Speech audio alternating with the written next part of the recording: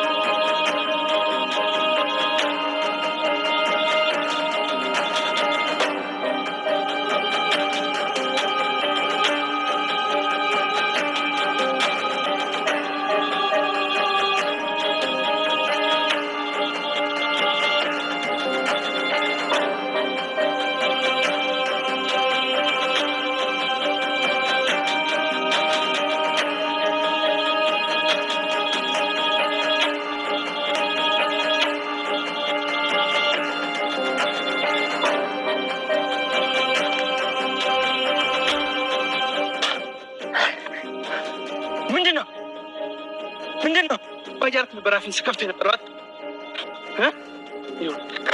አሁን ትሄድና እነዛ በሮችን ይዛት ልጅ ይመጣል። እሺ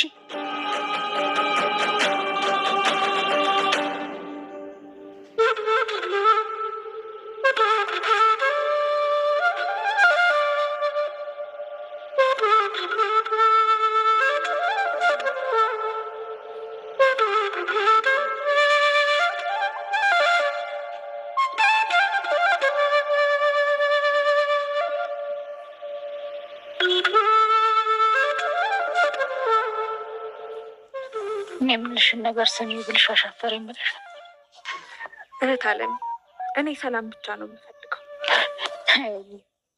ሰላም ማን ይጠላል? ሁሉም ነገር ሰላም ቢሆን ደስ ይላል። ግን ደግሞ ወንድ ልጅ የቀየውን የቤተሰቡን ችግር መጋፈጥ የሚችል መሆን አለበት። ነገ ከነገ ወዲያ አንቺን የሚጠብቅ መሆን አለበት።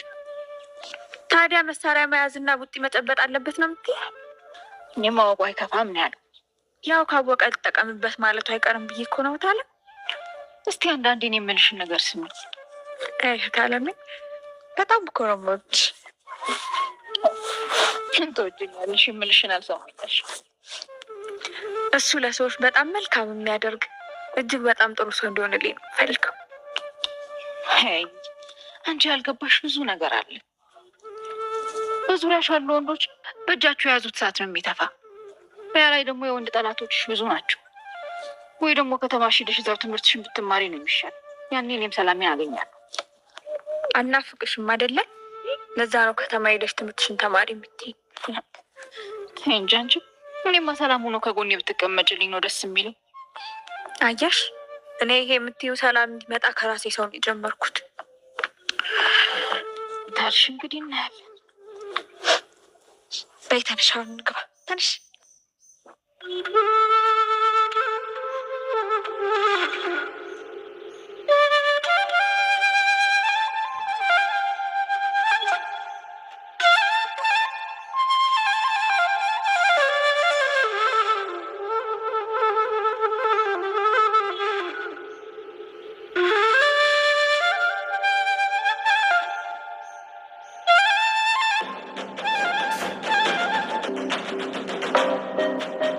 እሱን የላኩት እናንተ ይዛችሁ እንዲ እኔ አሁን በግዴ ጠብዱ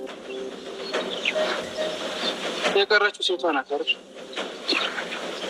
ሴት ፊት ወንድ ልጅ አይሰጥም። ቀሚስሽን አልበሽን አለ እንዲያን ያሉት